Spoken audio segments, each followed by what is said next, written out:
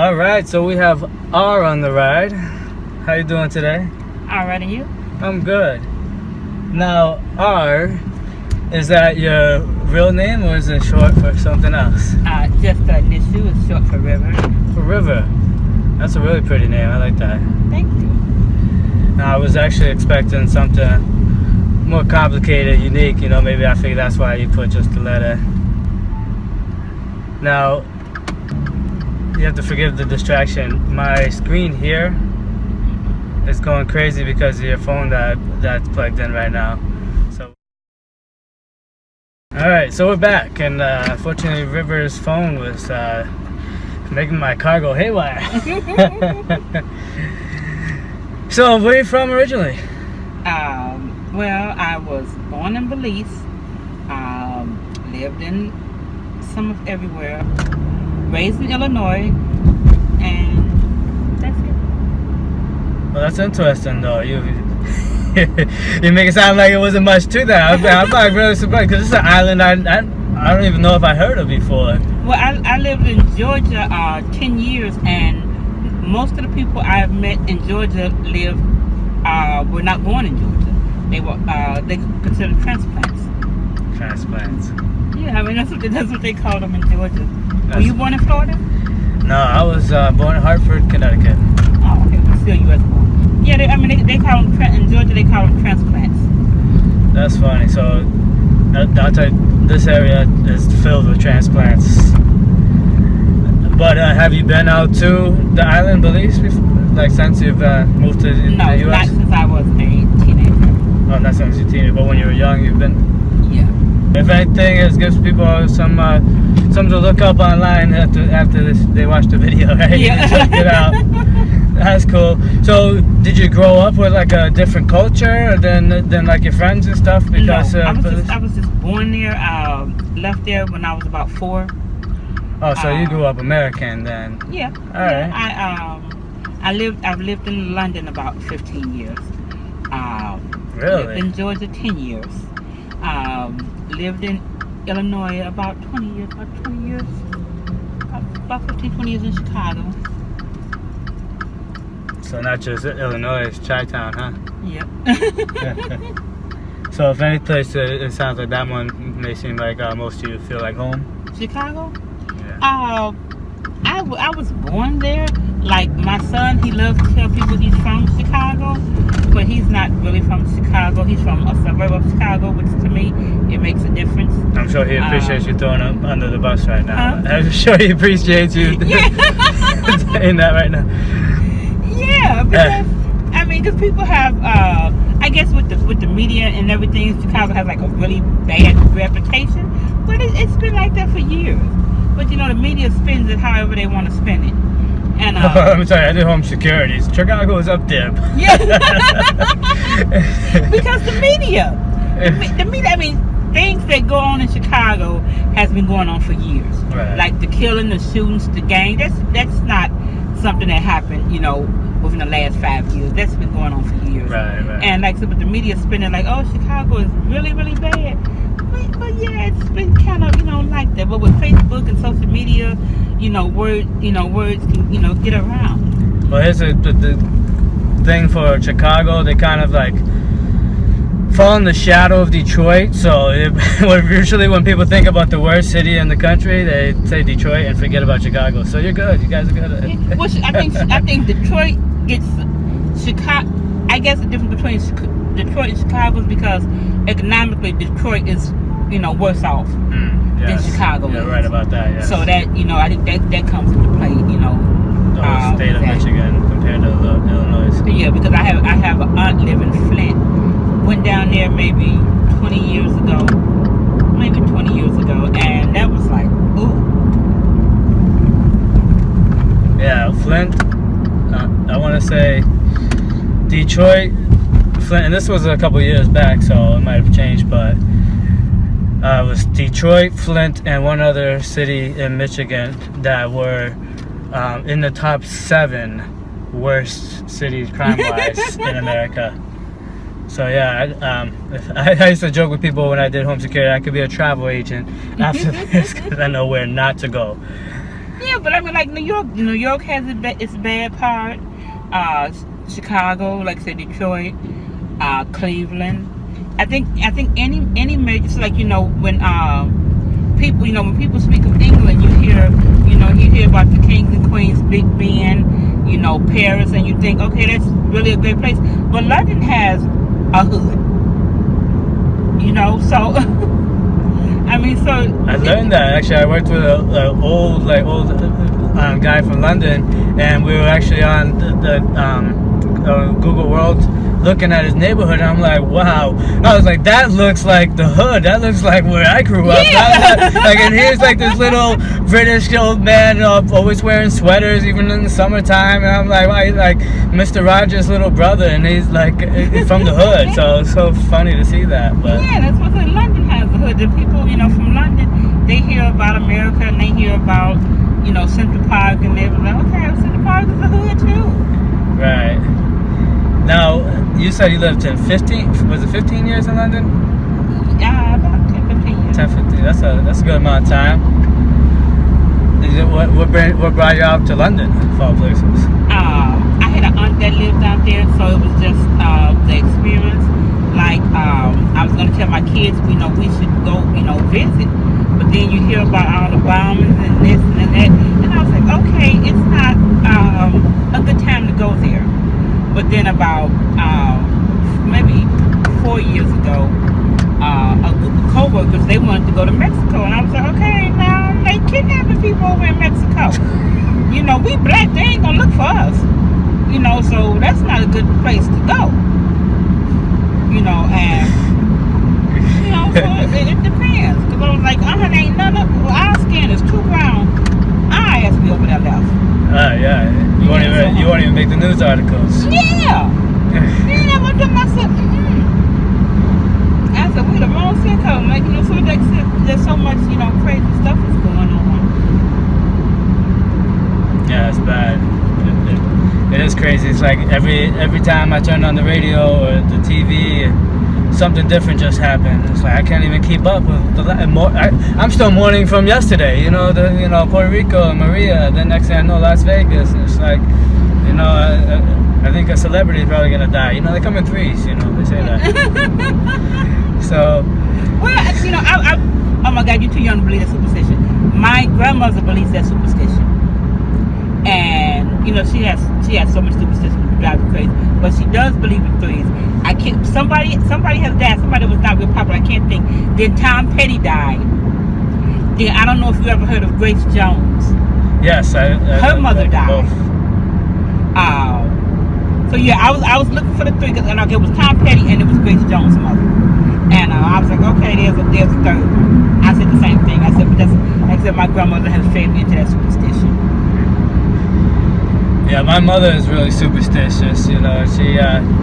She's got some stories though that are like hard to believe. Coming from the person that's saying it, I would, if it was anyone else, I wouldn't believe it. Let's put it like that. So, like, I'm not superstitious myself. At least I try not to be. But at the same time, I wonder if that's the right move. Well, like you say, Alex, I've heard the devil coming through. Like I said, my grandmother believes that. But then you have to ask yourself, okay, how do you count the threes? Do you count the threes within the same week? Do you count the threes in the same month? If you fall into it, it makes you wonder. That's a good point. How do you look at superstition? Right. Yeah, because like I said, my grandmother, she's old. My grandmother, she's probably like maybe 4'11". She's like 87 years old, and she's still in her good mind and everything, but she is a character. Maybe about 2 years ago, and she's getting up in age and everything. She has a lot of kids, and she doesn't like her new doctor. I guess her old doctor retired, so she doesn't like her new doctor because he's not really a doctor, because he reads everything out of a book. Every time she goes see him, he's looking in the book, getting advice of how in the hell are you going to be a doctor, and you're looking in the book and you don't know anything. I said, well, Mom, maybe he's just writing down stuff, but no, he's looking at, because it has words on it. So what is he doing? Just looking at the words? No, he's reading out the book because he doesn't know what he's doing. Mom, I'm quite sure he knows what he's doing, otherwise he wouldn't be a doctor. They'll tell her, but okay, you need blood work. She'll she'll go home and won't go to the, she'll be like, okay, they tell her you go over here, get your blood work, and she'll go home. One time he told her, he gave her some kind of drops in her eyes, and he told her, somebody has to come and get you. She's like, okay, my daughter's going to come and get me. No one was there to come get her. She walked out in the street, and then she ran into a pole and hit a big old knot on her head. No way. And because I said, well, Mom, what makes you thought you could see? Well, he didn't tell me I wasn't going to be able to see. It was not like I thought I was going to be blind or something. I said, but didn't he tell you needed someone to bring you home? Yeah, but he doesn't know what he's doing because he's reading out the book again. Oh, man. Yeah, and then the funniest thing was, like I said, she's about 4'11". She's European and Indian. And she went to the doctor. I can't remember, I don't know exactly what happened because she gets upset when she talks about it. But she was trying to leave the hospital. She was having migraines, real bad migraines, and they wanted to admit her. He picked up his little notebook and started reading out the notebook up again. So he wasn't a real doctor, so she's gonna leave. He was like, no, you have migraines, you need to stay. So she started speaking in tongues, and she's wrestling with the doctor. She's 4'11", maybe 90 pounds. Like physically wrestling with them? Yeah, he's trying to calm her down and get her to stay, and she's pushing him out the way, and she's whatever. So they call security. She pulls out, probably knowing my grandmother, this can of mace is probably like 10 years old. So she starts trying to mace the security guard, and then she pulled out a taser and tried to tase him. Then, so of course they put her on the nut floor. They put her on a nut floor. Oh man. Yeah. So then she wouldn't give them any information to try to find somebody, give emergency contact or whatever. Then, like I said, she's only probably maybe 90 pounds. So they took her, they gave some kind of way, they put her clothes in the closet. She put the clothes on, she put the clothes in the closet, and she put the clothes on, and she hung her hands like she was in the closet. She basically hid in the closet in her clothes. So they're looking at her. They're looking around the hospital trying to find her. So she's trying to find a way to open up the window because she's going to climb out the window on the 3rd floor. No way. And she was there like maybe 4 days before somebody realized that, she's missing. She was in the closet for 4 days? No, she was in the hospital for 4 days before she decided to let them call somebody to let them know where she is. I'm saying, where was she hiding? She was hiding in she didn't know. She wasn't in the closet for 4 days. Right. But she's gonna hide in the closet, so when they come into the room, they think that she's, where is she? Because she wants to mace the man, because they're trying to make her stay. But she went to the hospital because she was having migraines. So for like a really long time, she wouldn't go out the house because the doctor told my aunt, you're gonna bring her back for the checkup, and my aunt said yeah. So she was like, no, because she's gonna make me stay at the hospital. So for a very long time, she wouldn't let anybody in her house because she's, in her mind, somebody's gonna put her back in the hospital. But she was speaking in tongue. They said she was chanting, but she said she was speaking in tongue. I said, well, Mom, what was you saying? I was cursing him. I said, so you were putting a curse on him, or were you? She cursing said, no, him? I was speaking in tongue. I said, that's why they put you on the nut floor. Yeah. Yeah. And if you ask her, she did nothing wrong. No, she didn't. Oh man. Yeah, and like I said, she believes in all those superstitions and just all of it. Yeah, that's a really good story. Oh man, but that's that's what impresses me. How bold some of these older people are, and how strong they are in their beliefs, and how much they will stand up and fight for it. Like I applaud her in that sense. Put it like that. Yeah, I tell my kids, like when you call her, she has of course she has these really long conversations because she's like 87 years old. So and I think her mind is kind of going now. So she has these really long conversations, and they just jump through the years, all around the board. So you have to be prepared to sit down and whatever. And my kids was like, are you gonna call grandma? I was like, I'm gonna call her, but I know ahead of time I have to sit down and be prepared for this conversation. But then I tell my kids, I say, she's not gonna be here forever, so I'm gonna one day I'm gonna appreciate the conversation more than I do now. Yes, definitely. But it's funny, like, I can like picture you like getting drinks and a snack, you know, maybe a nice warm blanket. It's like, okay, I'm ready. Yeah, and she does. She has really long conversations. But you know, like I said, after 87 years, she's lived a while. Oh yeah. Oh, like I said, my grandmother, she's like I said, she's European and Indian. She's a beautiful woman. She's she's only like now she's probably size 0. She's a beautiful woman, but she's 87 years old. But in her mind, she is still the hot chick.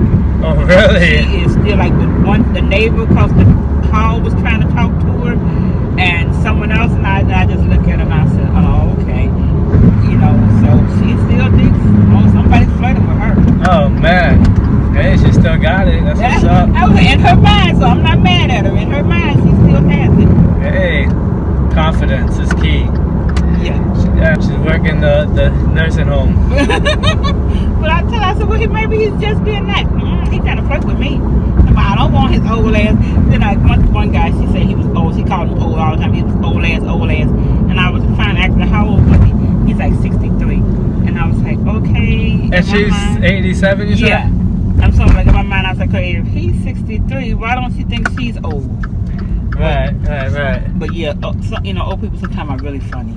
Yeah, that is so funny. Because I'm quite sure you have interesting things going on.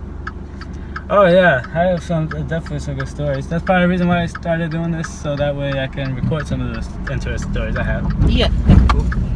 Because I used to drive Uber, and have you ever heard of Kendra that does the Kendra Wilkes? Used to be Hugh Hefner's girlfriend. Yes. Her father and his girlfriend live out here in Florida. Yeah, because her father and his girlfriend live out here. I don't think it's Hillsborough County, but they live in a nudist community. Never heard of those, and we've never been into one. I was driving Uber one time and picked them up from the airport, and I was like, oh, I didn't know those really existed. Little old wrinkled man just walking around the neighborhood with just shoes on. That's funny. Yeah, and I guess that makes sense why she ended up going to be a Playboy model if her father's a nudist.